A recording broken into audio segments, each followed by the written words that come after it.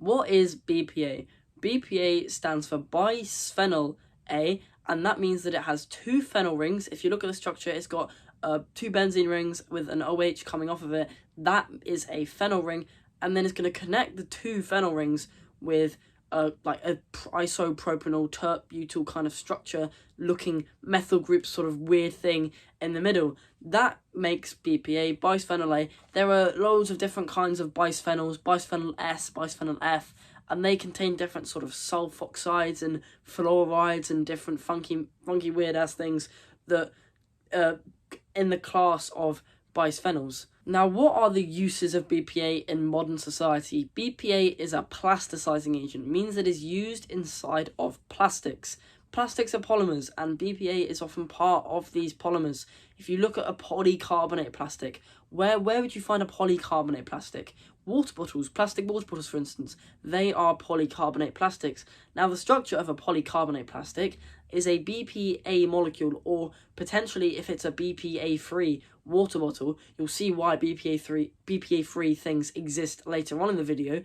It will be like BPS, BPF, and then there'll be a carbonate as well. And that structure, if you look at the brackets with the N, that means that structure repeats and repeats and repeats for as long as time exists. Atoms are very, very small, so when you look at a polycarbonate plastic, there's a lot of molecules of BPA and a lot of repeating units inside of that polymer. Now, as well as water bottles, you're also going to have things such as food containers. You've probably heard of Tupperware before, right? Tupperware also quite often contains BPA, polycarbonate plastics and stuff like that. And then you're also going to have epoxy resins. Epoxy resins are put inside of, as a lining, inside of some metal cans and tin food. Not all, admittedly. Sometimes there's other chemical developments that have been made by some companies that means that BPA isn't used. But in a lot of these tin cans and pipes and stuff, BPA is used, or epoxy resin more rather, is used as the lining. BPA is simply something that's contained inside of epoxy resin. Now, these are the two kind of plastics where BPA will be found. And you may have heard of something known as a microplastic, and you may have heard in some mainstream media sort of spaces that microplastic is becoming more and more prominent inside of ecosystems. They're present in air, blood, some like shells and stuff of certain animals such as crabs. Microplastics are being found inside of those sort of systems of other animals' bodies. It's probably going to be found inside of animals' blood as well, some fishes maybe, some stuff like that. That's a bit of a problem, and that is because BPA is quite a leachy chemical. It will not necessarily be bound to the polymer. It will not necessarily be in the polymer as like a very, very stable set thing. It leaches. And microplastics, they're not visible to the naked eye. They're very small, but not so small that it's like as small as a single ion or atom. There's probably going to be like maybe a chain of 6 BPAs and 6 carbonates that will like leach into your food when you put it in a Tupperware container. And then there'll maybe be another one, another space in that container, and another somewhere else. You see what I'm getting at here? This stuff would leach into the food that is in the container, in the water that's in the water bottle, in the sunflower oil that's in the plastic package sunflower oiling thing or whatever. It leaches into it. BPA is fat soluble, so especially with the sunflower oil example, that's going to happen quite a lot. So it's probably more preferable to either have a different kind of plastic that's not so leachy, a lot more sturdy, or to have it in some like glass thing or metal thing that's going to end up not having any BPA in it. These microplastics are also incredibly long lasting and very difficult to metabolize. Your enzymes don't know what the hell to do with BPA because it's not a natural chemical. Your enzymes are like, what the frick is this stupid thing doing here? And why is it doing these random things to my cells? Because it's clueless. It has no clue what to do. So this stuff is long-lasting and wreaks havoc for a considerable amount of time. There's also the problem that it is very bad for you. The stuff that BPA does when it actually gets into your body is very bad for you. It will get into your body through food, maybe through skin, but skin to sort of chemical contact and those chemicals getting into your bloodstream is an area which fascinates me, but is something that I really don't know much about at all. You're going to have a lot of fumes and stuff from general chemicals. This is unrelated to BPA. You're going to have fumes and stuff that will actually get into your bloodstream through your skin rather than through your nose into your lungs and into your blood. It just goes through your skin. It just completely passes that barrier. Now, the function of BPA that means that it's bad for you is that it's an estrogenic. meaning it binds to estrogen receptors, stuff that estradiol is supposed to bind to, stuff that estrone is supposed to bind to. They're different kinds of estrogens, in case you weren't aware. BPA actually binds these receptors with a less strong binding affinity, admittedly, as things such as estradiol and estrone, but it's still binding to it, and it's still causing these receptors to actually activate and actually cause the signaling processes that means that your body is thinking that there's estrogen there, and BPA is causing your body to do the things that would happen if there was estrogen there. And estrogen, while it's not like some weak chemical, estrogen isn't some chemical that's going to make you really weak as a man. Because an increased amount of estrogen in your body, as what happens a lot in the modern society, not because of any real lifestyle factors, but mostly because of these artificial chemicals, are our estrogen levels so unreasonably high, so unusually high for people in general, women as well. Their estrogen levels are incredibly high, and that can lead to breast cancer. Breast cancer can develop because your estrogen is too high. Estrogen dominance is not a good thing for women as well as it is for men. Women have more testosterone in their bloodstream than they do estrogen. It's just they have a lot less testosterone than men do, and so their bodies develop in a completely different way whatsoever.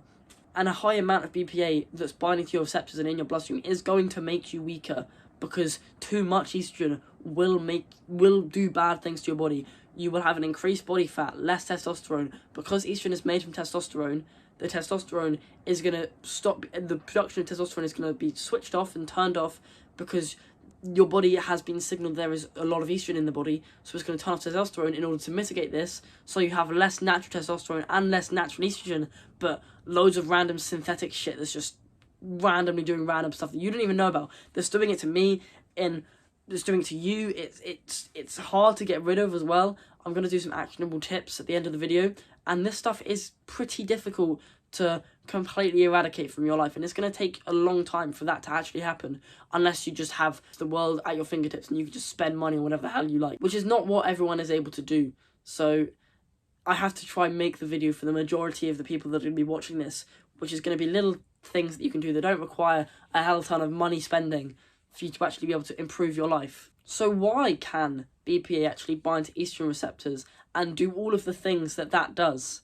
And that is because of the OH groups, the phenols that I talked about before. When it comes to hydrogen bonding, the only thing that matters are the oxygens and the electronegative elements, nitrogen, oxygen, and fluorine. They're the only things that matters, because they have to be involved for hydrogen bonding to actually work and function correctly.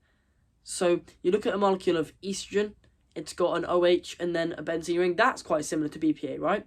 And then I think it has another OH at the top. It has two OHs, just as BPA does. And so BPA, one of its OHs, there's a certain receptor called, in the HER alpha estrogen receptor, one of BPA's OHs is going to hydrogen bond to the same amino acid that one of estrogen's OHs is going to bond to. And that's going to cause the things to sort of activate a little bit. Now, because BPA is a much smaller molecule than estrogen, if I put them sort of superimposed on each other, you can see that there's a bit of a size difference. So BPA won't be able to bind to the other OH that estrogen is able to bind to, because it's not big enough in a way. It's not got that, like, those different rings that estrogen contains that means that it's able to do that. But this is just one receptor of many. There's things such as HERR gamma enzymes where the BPA is able to bind on both ends with different kinds of forces. There's also van der Waals forces that are contained in both of the estrogen and the BPA. It's going to mean that it's able to bind, and these just align very well for BPA to be able to bind to the receptors. Now, admittedly, BPA isn't able to bind to the receptors as well as estrogen is, because it's synthetic. It's sort of replenished in your body more and more and more and more and more, and it's going to still be in your body, and it's very hard to get rid of. As I've said, it's sort of quite a forever chemical.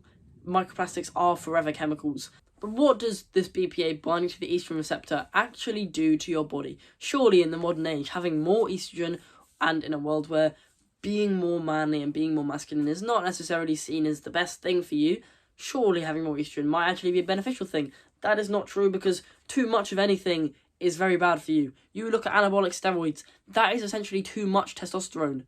And look at what that does to you. You literally die of heart attacks. You have boils all over your back. It's not good for you when your hormones are screwed up in any way, shape or form. So it's wrong to just lie down and accept this kind of thing. As much as it's very hard to get rid of BPA from our lives, as much as it's hard to get rid of any toxic chemical from our lives that's hiding in plain sight, essentially, we have to try and we have to do what we can. Because if you look up the effects of estrogen dominance, having too much estrogen, even though it's not really actual natural estrogen, your actual natural estrogen is going to decrease, as well as your natural testosterone is going to decrease. The way that your brain sees that is not the way that it's working. In your body, the BPA is activating the receptors, and so you essentially still have more estrogen than you actually need, even though it's not actually estrogen. It's very, very weird, but if you look up the effects of estrogen dominance, you're going to get fatter, you're going to have a higher BMI, you're going to have reduced sperm quality. Like, you're literally more likely to give birth to a woman than you will be to a man, which is no bad thing, but you know it's supposed to be 50-50, and it's more like 49-51 now, which may not seem like such a concerning thing, but in the grand scheme of things, that's like, surely that's, if we carry on doing this, that's going to be 0 to 100 one day, and then the human race entirely collapses. So you kind of see where this stuff is going to lead to if we continue to do this in the long term. And even 49-51, if that stayed constant, there's still going to be an adverse impact where there's just going to slowly over time be lots more women than men on Earth, which there's supposed to be a balance. So, and the effects of BPA and estrogenics in general are so much more critical when it comes to children. Keeping your children away from BPA things, and having, if you're at my age right now, you're 16, 17, 18, even like 20, and you're not having kids yet, if that is a goal of your life, what you should keep in mind is that making sure that you can keep these toxins away from your children in any way, shape or form is in like sort of your mind, and you understand that and you know about that, because I understand that, I know about that, and I'm going to do my best to do what I say and keep BPA away from my children, because it really does affect their development. It's like, even though you're an adult, it's still going to affect you, it's still going to reduce your sperm quality, make you fatter, etc, etc, etc. For children, it literally will make them develop more like a woman, even if they are biologically a man. They will literally develop gyno, they'll develop breasts, which isn't supposed to happen. By the way, that's not normal. I remember when I was in year 6, year 5, we had like puberty talks and sex talks and all that sort of stuff, and it said that gyno is sort of normal when you're going through puberty. Now, maybe temporarily, but for a lot of people, gyno just stays with them for the rest of their life, and they have to have surgery to get it removed. If you're affected by BPA and estrogenics in general, and you may have a lifestyle that means that that's more likely to happen, that could stick with you for the rest of your life, and you'll need expensive surgery to get it removed. So that's a thing that you should keep in mind when it comes to adolescents and stuff like that, children, etc, etc. But it's so much worse when it comes to children as well. And then you're also going to have the pre-children stage, when the baby is actually still inside the womb. That is even worse. BPA will horrendously affect the child if it's still in the womb, if a pregnant woman has way too much exposure to it. And so, as I say, if you're someone that's planning to have a child in the future, you must be aware that when you are actually pregnant, restricting your exposure to BPA is a very important thing for not only you, but the child as well, because that's going to screw up its genital development, etc, etc. Well, your teeth are finished, and your gums should be healed by the end of the week. Where's my dick at? Where? Because these kids, I mean, you may think that a baby in the womb is like basically nothing. It has nothing inside of it, and it's all the stuff that really happens. It develops once the baby's out of the womb in a way. But there's going to be a lot of estrogen receptors in the baby when the baby's like 2 months old. And BPA that's travelling across the placental membrane into the baby's bloodstream, that's kind of a bloodstream, but I don't know what the hell it really is when it's in the womb at 2 months old, is still going to be able to travel around there and wreak havoc, essentially. And there's more chemicals that will do the exact same thing as BPA. BPA is generational, meaning that if you are exposed to it and it's in your bloodstream, it will be in your kid's bloodstream if you are pregnant with a baby, and the same thing will happen and happen and happen over and over and over again. It's concerning. But now I'm going to go into some actionable tips that you can do to get rid of some BPA sources from your life. 1, never put plastics in the microwave.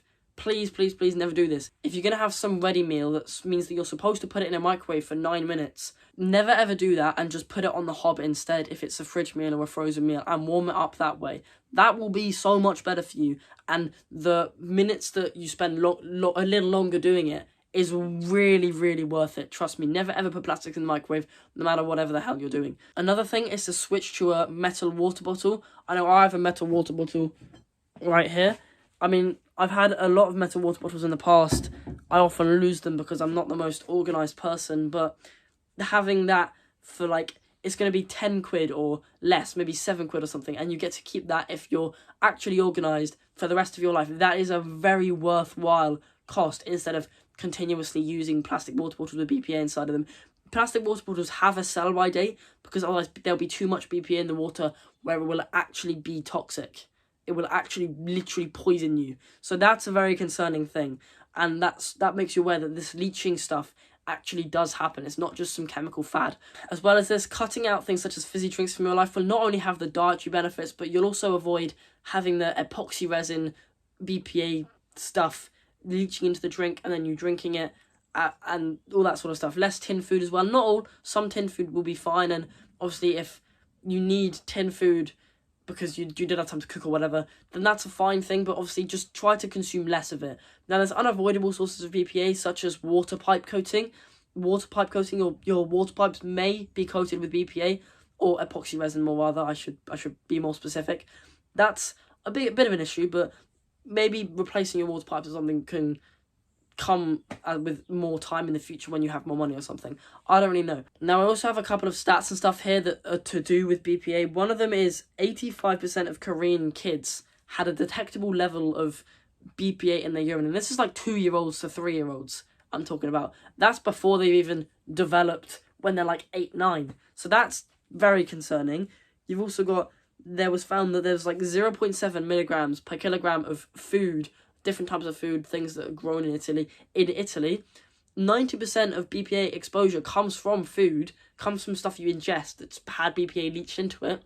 So when I mentioned about the water pipes and stuff earlier, that's honestly quite a negligible impact and stuff. And BPA will also cause diminished sperm quality and infertility.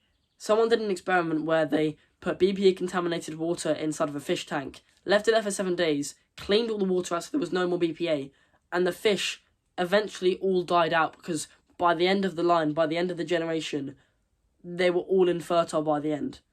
Like they all, the kids of the original fish were all infertile, even though they were never exposed to BPA. So that's a very interesting thing that you should probably sort of keep your mind attuned to. But that's about all. That's all the stats, that's all the tips I can give you, that's all the information I want to give you. And with that, I recommend subscribing for more content like this, and have a good day.